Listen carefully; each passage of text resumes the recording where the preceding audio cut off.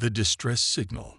The crystalline spires of Haven City trembled as another orbital bombardment struck the planetary shields.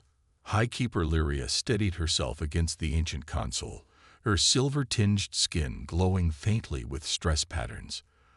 The once magnificent capital of the Zephyrian Collective was dying, along with the last remnants of their once peaceful civilization. "Shields at 12% and failing," reported Technician Vesh, his four-fingered hands dancing across the control panel. "Another direct hit will collapse the entire grid." Lyria closed her large, almond-shaped eyes. 3 cycles ago, the Void Hunters had appeared from the depths of uncharted space, moving from system to system with methodical precision. They didn't communicate. They didn't negotiate. They simply arrived, conquered, and consumed all resources before moving on to the next target. "How much longer until the ancestral beacon is operational?" Lyria asked, her voice steady despite the chaos. Science Director Elon's bioluminescent patterns flickered anxiously across his face. "Minutes, perhaps. But Highkeeper, the translations remain incomplete. The artifact predates our civilization by millennia. We cannot be certain who, or what, will answer." Another impact shook the underground chamber. Dust and fragments of ancient stone rained from the ceiling. "We have no choice," Lyria said. "The Zephyrian Collective has stood for 12,000 years. We were never warriors. We believed in discovery, in art, in the peaceful expansion of knowledge." She gestured toward the surface. "And now we face extinction." The ancestral beacon occupied the center of the chamber, an imposing ring of unknown metal that had defied all attempts at analysis. Discovered beneath the surface of their homeworld centuries ago, it had been studied but never activated. The warning glyphs around its base spoke of great power and greater responsibility.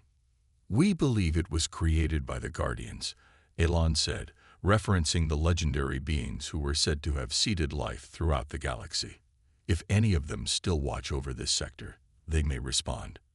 Commander Taz, head of what remained of the Planetary Defense Forces, entered the chamber. His uniform was torn, and dried blood stained one side of his face. "The Void Hunters have breached the outer districts. Ground forces are deploying. We have hours, at most." Lyria nodded. "Then we must proceed. Director Elon, activate the beacon."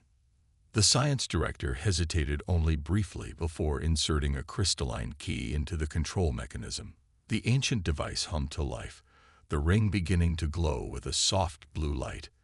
Symbols etched into its surface, untranslatable despite centuries of study, pulsed with increasing intensity. "It's working," Elon whispered, almost reverently. "The beacon is transmitting our distress call across subspace. Have you included our coordinates?" Lyria asked. "Yes, and a basic message matrix that should be interpretable by any advanced species." Elon studied the readouts with growing concern. "But there's something odd. The signal. It's not propagating along the expected channels. The coordinates are shifting." "What does that mean?" Commander Taz demanded. "It means," Elon replied slowly, "that our call is being directed to a sector we've never explored. Sector 9 to 47B in the spiral arm. There's nothing in our records about that region." "Could the Guardians have moved their base of operations?" Lyria asked. "Perhaps," Elon said, though his tone suggested doubt. "Or perhaps the beacon has its own prioritization algorithm we don't understand."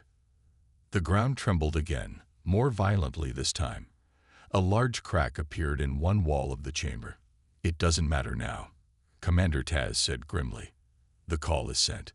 If help is coming, we need to ensure someone remains alive to receive it. We must evacuate this facility." "How long until we might expect a response?" Lyria asked. Elon performed rapid calculations. "If the recipients have technology comparable to ours and respond immediately, 2 days. Perhaps less if they possess more advanced propulsion." "Then we hold out for 2 days," Lyria said with quiet determination. "Commander, organize our remaining forces. We will make our last stand here, at the cradle of our civilization." As the three Zephyrians prepared their final defense, none of them could possibly imagine what their distress call had reached, or what was about to respond. Captain Alina Reyes of the United Earth Defense Force sat in her ready room aboard the UES Dauntless, reviewing the latest training exercises. The Dauntless was the newest addition to Earth's growing fleet, incorporating technologies that would have seemed like science fiction just decades earlier. A chime sounded, and her XO, Commander Park, entered without waiting for permission, a clear sign of urgency. Captain, Fleet Command is calling an emergency session. Admiral Chen wants all ship captains patched in within 5 minutes. Reyes raised an eyebrow. Did they say what this is about? No, ma'am. But the signal came with Alpha 1 priority clearance. 5 minutes later, Reyes stared at her screen as Admiral Chen's face appeared. The Admiral's expression was grim but focused. Approximately 22 minutes ago, Chen began without preamble. Our deep space monitoring station in the Kuiper Belt detected an unusual signal. It appears to be a distress call of non-human origin. A collective murmur ran through the virtual conference room. Though humanity had ventured beyond its solar system, actual contact with intelligent alien life had been limited to primitive species and ancient ruins. The signal, Chen continued, contains what our analysts believe are coordinates, basic mathematical sequences that suggest intelligence, and repeating patterns consistent with a request for assistance. Where did it come from, Admiral? Asked Captain Diaz of the UES Thunderchild. That's the concerning part. The signal originated from a star system approximately 30 light-years outside our explored territory. Under normal circumstances, we shouldn't have been able to detect it at all. Some kind of subspace technology, then, Reyes mused. Precisely. Which means whoever sent it is likely more advanced than us in certain areas. However, they're clearly in trouble. It could be a trap, said Captain Williams of the UES Endeavour. Lure us into unknown territory, ambush our ships. Admiral Chen nodded. That possibility has been discussed. However, our analysts believe the distress signatures are genuine. The patterns indicate a civilization under attack. What about first contact protocols? Reyes asked. We've prepared for decades to ensure peaceful initial interactions with advanced species. Those protocols assumed we would be making contact from a position of relative equality, Chen replied. This situation changes the calculus. Earth Defense Command has authorized a response mission. Reyes leaned forward. What kind of response? Admiral. A battle group.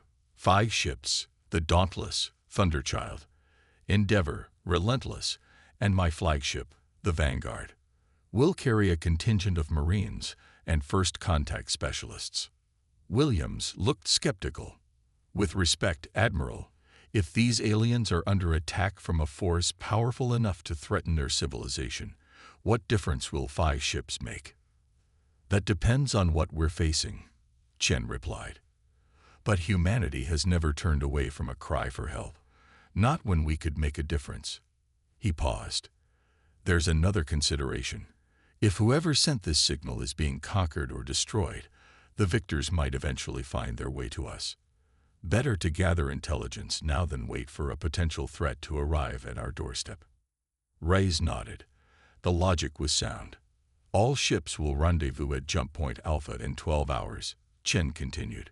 From there, we'll make a series of coordinated FTL jumps to reach the source of the distress call. Pack for extended deployment and combat operations. The Admiral's eyes swept across their faces. I don't need to tell you what's at stake here. This could be the most significant mission in human history. As the conference ended, Reyes sat back in her chair, processing the implications. Humanity, barely a century into its interstellar age, was about to answer a distress call from an unknown civilization under attack by an unknown enemy. XO, she called, sound general quarters. Recall all personnel from shore leave. We ship out in 10 hours. 2 days of brutal combat had reduced Haven City's defenders to a desperate few. Lyria. Commander Taz and Science Director Elon had retreated to the ancient chamber with the beacon, along with a handful of survivors. The Void Hunters had methodically worked their way through the city, destroying everything in their path. No response from the beacon, Elon reported, his voice hollow with exhaustion. I fear we miscalculated. Perhaps no one is listening anymore. Commander Taz checked his weapon, an energy projector that was nearly depleted. The last barricade won't hold much longer. When it falls, the hunters will be upon us. Lyria placed her hand on the ancient beacon, its glow now diminished to a faint pulse. We tried. Our people hid these artifacts away, fearing their power. Perhaps if we had embraced them sooner. A distant explosion rocked the chamber. Dust and debris cascaded from the ceiling. That was the main entrance, Taz said grimly. They're inside the complex now. Elon's monitoring equipment suddenly emitted a series of urgent tones. The scientist rushed to the console, his exhaustion momentarily forgotten. Energy signatures, massive ones, just appeared in high orbit. The Void Hunters' main fleet, Lyria asked, dread settling in her stomach. No, Elon replied, genuine confusion in his voice. These are different. Nothing like the hunter vessels. They're engaging the hunter ships. As if to confirm his words, the chamber shook with a different kind of vibration. Not the impact of weapons on the city, but the distant shock waves of orbital combat. Someone answered. Lyria breathed, hardly daring to hope. Taz was already at the communications console. I'm trying to establish contact, but our systems are badly damaged. After several tense minutes, the console crackled to life. A voice spoke, strange, unlike any language they had ever heard. Then, after a pause, the voice came again, this time processed through a rudimentary translation algorithm. This is Admiral Chen of the United Earth Defense Force. We receive your distress call. Hold your position. Help is coming.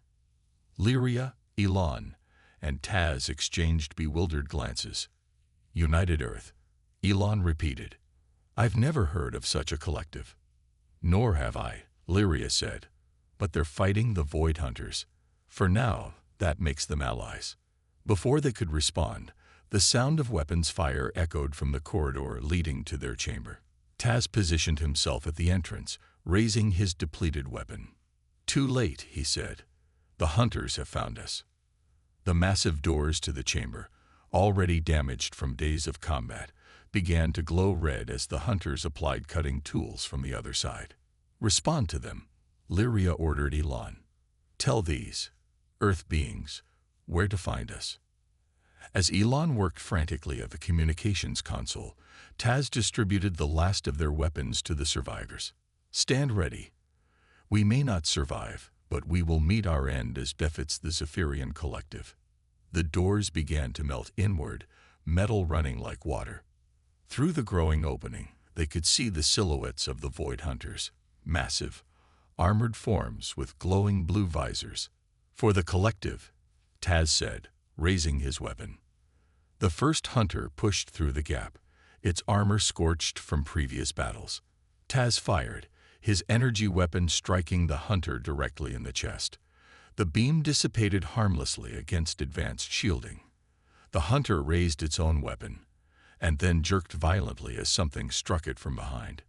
It collapsed forward, revealing a new figure standing in the doorway. The being was unlike anything the Zephyrians had ever seen. Bipedal, encased in armor, but smaller than the hunters. It carried an unfamiliar weapon that smoked slightly at the barrel. More of these creatures poured through the opening, moving with startling speed and coordination. They engaged the hunters with a ferocity that left the Zephyrians stunned. What are they? Elon whispered. I believe, Lyria replied, watching as these newcomers systematically dismantled the supposedly invincible hunters, that we are meeting our rescuers, the Earth beings. As the brief but violent skirmish ended, one of the Earth beings approached, removing its helmet to reveal a face that would forever change the Zephyrians' understanding of the universe. Captain Elena Reyes, United Earth Defense Force. The being said, its translation device converting the words to comprehensible sound. "Sorry we're late. Traffic was hell." The Deathworlders' response. The Zephyrians stared in stunned silence at the creatures that had come to their rescue. These humans, as they called themselves, were utterly alien to the collective's experience, their forms both familiar and deeply unsettling. Captain Rice had established a secure perimeter around the ancient chamber, while medical teams tended to the injured Zephyrians. Admiral Chen had joined them on the surface, along with a team of scientists and first contact specialists. They moved so quickly, Science Director Elon whispered to High Keeper Lyria as they observed the humans working. And with such deliberate aggression. Lyria nodded, equally fascinated and disturbed. The human soldiers handled their weapons with casual familiarity, their movements precise and economical. Even more surprising was their apparent physical strength. Several humans were effortlessly moving debris that would have required mechanical assistance for the Zephyrians. Admiral Chen approached the Zephyrian leaders, accompanied by a woman introduced as Dr. Sarah Takahashi, sinolinguist and first contact specialist. "The translation algorithms are improving," Dr. Takahashi said, her device converting her words for the Zephyrians. "We should be able to communicate more effectively now." "We are grateful for your intervention," Lyria said formally. "The Zephyrian collective owes you a debt that cannot be measured." "We responded to a distress call," Admiral Chen replied simply. "Any civilization would have done the same." Elon's bioluminescent patterns flickered with what humans would later learn was the equivalent of a skeptical expression. "Forgive me, Admiral, but that is demonstrably untrue. Many advanced civilizations have ignored our plight." "Tell us about these void hunters," Captain Rice interjected. "We've secured the immediate area, but their ships are regrouping in the outer system. We need to understand what we're facing." Commander Taz stepped forward. "They appeared without warning 3 cycles ago. They do not communicate. They do not negotiate. They simply destroy anything that resists and harvest all valuable resources before moving to the next system. We've counted 17 different species that have fallen to them," Elon added. "The Zephyrian Collective was one of the oldest civilizations in this sector of the galaxy. We thought our technological advancement would protect us." He gestured at the ruined city beyond the ancient chamber. "We were wrong." Dr. Takahashi was studying data on her tablet. "According to our preliminary analysis of the wreckage, their technology is advanced, but not insurmountably so. Their advantage seems to lie in numbers and coordination, rather than superior weaponry." "That matches our observations," Taz confirmed. "They overwhelm through sheer force and persistence.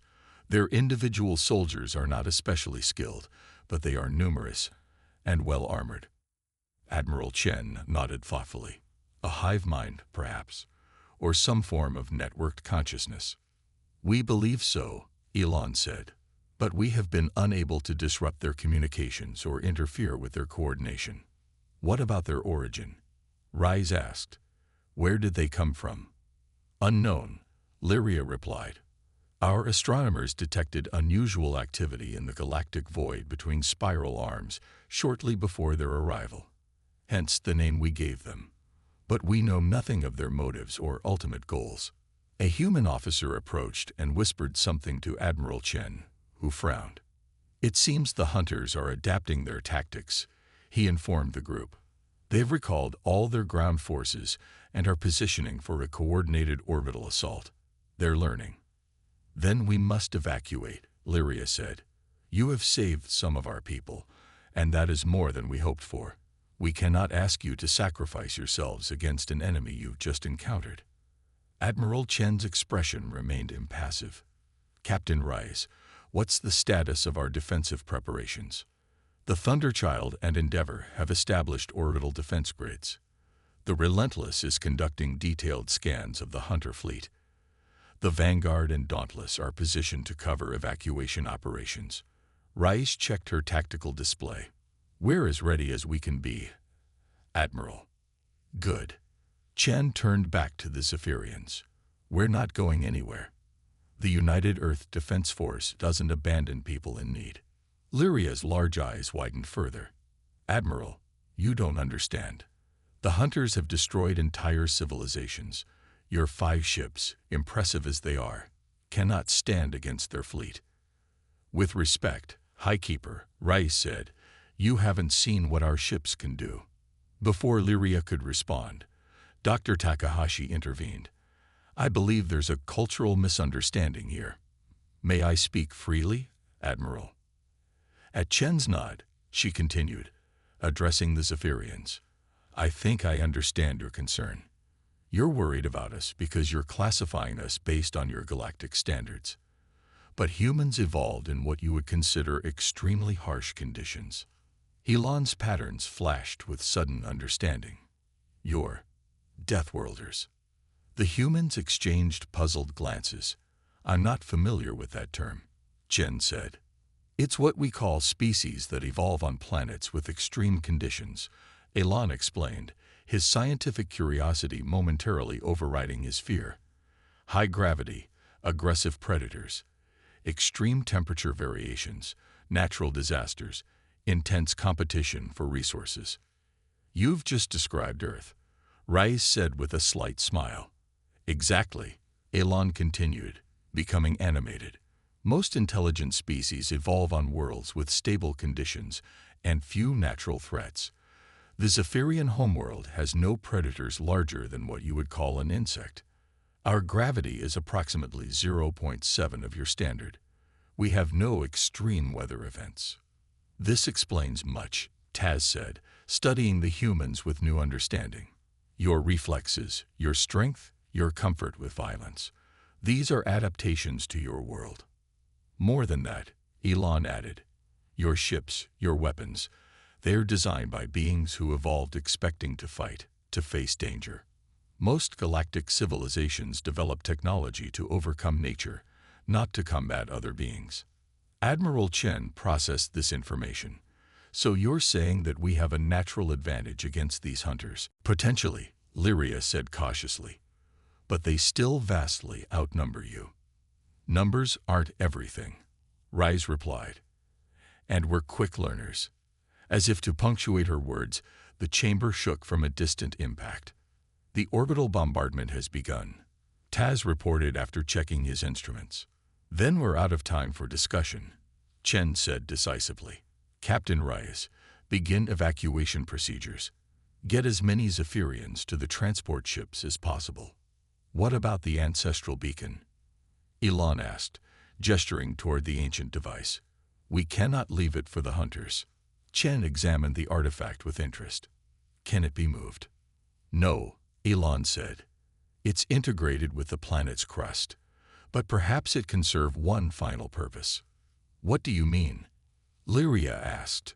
The beacon contains immense energy. If we overload its control systems, the resulting explosion could destroy this entire complex and any hunters inside it. Admiral Chen nodded in approval. A scorched earth policy. I like it. We'll need time to modify the control systems, Elon said. You'll have it, Chen promised. Rise, deploy your marine squads to establish a defensive perimeter. Dr. Takahashi, help coordinate the evacuation of the Zephyrian civilians. As the humans sprang into action, with startling efficiency, Lyria turned to Admiral Chen. Why? She asked simply. Why risk yourselves for people you've never met? Chen's expression softened slightly. Because that's who we are, Highkeeper. Humanity has a long history of fighting against impossible odds. Sometimes we lose, but we never stop trying. The next hours were a blur of coordinated chaos. The human ships engaged the hunter fleet in orbit, employing tactics that bewildered both the Zephyrians and their enemies. Rather than forming a static defensive line, the Earth vessels moved constantly, striking from unexpected vectors and withdrawing before the hunters could bring their superior numbers to bear. On the ground, human Marines fought with a ferocity that left Commander Taz speechless. They used the ruins of Haven City to their advantage, setting traps and ambushes that decimated the hunter ground forces. What they lacked in numbers, they made up for in speed, adaptability, and sheer determination. In the ancient chamber, Elon worked frantically to modify the beacon's controls, assisted by human engineers who marveled at the technology, while efficiently helping to repurpose it. "Your people are remarkable," Elon told one of the engineers. "The way you improvise, the way you adapt. Necessity is the mother of invention," the engineer replied with a grin. "When you live on a world that's trying to kill you, you get good at thinking on your feet." 6 hours into the battle, the situation was reaching a critical point. The human ships had destroyed dozens of hunter vessels, but were beginning to show signs of damage. The evacuation was proceeding, but slowly. "We need more time," Rise reported to Admiral Chen during a brief communication window. "The Thunderchild has taken heavy damage. Shields at 40%. "Understood," Chen replied. "The Vanguard will move to support. Hold position." In the ancient chamber, Elon finally stepped back from the beacon, his skin glowing with exhaustion. "It's done," he announced. "The overload sequence is programmed. Once initiated, we'll have 20 minutes before detonation." "Excellent work," Chen said. "Now we need to get you to the evacuation ships." A massive explosion rocked the complex, much closer than previous impacts. "They've breached the outer defenses," Taz reported grimly. "The hunter forces are converging on this position." Chen made a quick decision. "Captain Rice, prepare for immediate dust-off with all evacuees. We'll hold this position until the last transport is away." "Admiral," Lyria protested, "you cannot sacrifice yourselves." "We're not planning to," Chen assured her. "We just need to buy enough time to trigger the beacon overload and reach the extraction point." The sounds of combat grew closer. Human Marines fell back in ordered retreat, covering the last Zephyrian civilians as they moved toward the evacuation ships. "It's time," Chen said. "Director Elon, initiate the overload sequence." Elon hesitated. "Admiral, there's something you should know. The energy spike from the initiation will be detectable. The hunters will know immediately what we're doing. They'll throw everything they have at stopping us. Then we'll just have to move faster than they do," Chen replied. "Do it." With a solemn nod, Elon activated the sequence. The ancient beacon began to pulse with increasing intensity, brilliant light spilling from its seams. 20 minutes, Elon announced. "We must reach the evacuation point within 15 to ensure safe departure." The reaction from the hunters was immediate and overwhelming. Their forces surged toward the ancient chamber, abandoning all other objectives. "They want the beacon," Taz realized. "Whatever it is, whatever it does, they want it intact." "Too bad," Rice said, checking her weapon. "Admiral, the last transport is loaded. We need to move now." The retreat became a fighting withdrawal. Human Marines and the few remaining Zephyrian defenders moved back corridor by corridor. The hunters pressed forward relentlessly, heedless of casualties. In the final stretch before the evacuation point, a hunter breakthrough threatened to cut off their escape route. Admiral Chen, Captain Rice, and a squad of Marines turned to face the threat, buying time for the others to reach safety. "Go," Chen ordered Lyria and the remaining Zephyrians. "Get to the transport." The skirmish was brief but intense. The humans fought with everything they had, their weapons blazing in the confined space. When it was over, the passage was clear, but at a cost. Several Marines lay wounded, and Admiral Chen himself had sustained a serious injury. "Admiral," Rice rushed to Chen's side as he slumped against a wall. "I'm fine," he said through gritted teeth, though the spreading stain on his uniform suggested otherwise. "Get everyone to the transport." With the help of Rice and a Marine, Chen made it to the evacuation point where the last transport waited. The remaining Zephyrians were already aboard, along with most of the human forces. As the transport lifted off, they could see the hunters converging on the ancient chamber in massive numbers. The beacon's light was now visible even from a distance, pulsing with blinding intensity. "How much time?" Chen asked. 3 minutes, Elon replied, watching the countdown on his device. The transport accelerated upward, breaking through the atmosphere into space. Above them, the battle continued to rage between the remaining human ships and the Hunter fleet. Thunderchild, Endeavor, break off and escort the transports, Chen ordered over the comm. Vanguard, Dauntless, Relentless, prepare for immediate jump once all personnel are recovered. 2 minutes later, the human fleet began to disengage, pulling back from the Hunter vessels. The Hunters, perhaps sensing victory, pressed forward, directly into the blast radius of what was about to occur. From the viewport of the transport, Lyria watched as her world, or at least one significant portion of it, erupted in blinding light. The ancient beacon released its stored energy in a cataclysmic explosion that consumed the ancient chamber, the surrounding city, and a substantial portion of the Hunter ground forces. The shockwave propagated outward, catching the pursuing Hunter ships and throwing them into disarray. The human fleet used the confusion to complete their disengagement, recovering the last transports and jumping to safety. In the medical bay of the Vanguard, Lyria found Admiral Chen being treated for his wounds. "Your people saved mine," she said simply. "We can never repay you." Chen managed a slight smile despite his pain. "Consider it the beginning of a friendship, Highkeeper. I think we have much to learn from each other." "Indeed," Lyria agreed, "and perhaps more immediate concerns to address. The Hunters will recover from this defeat.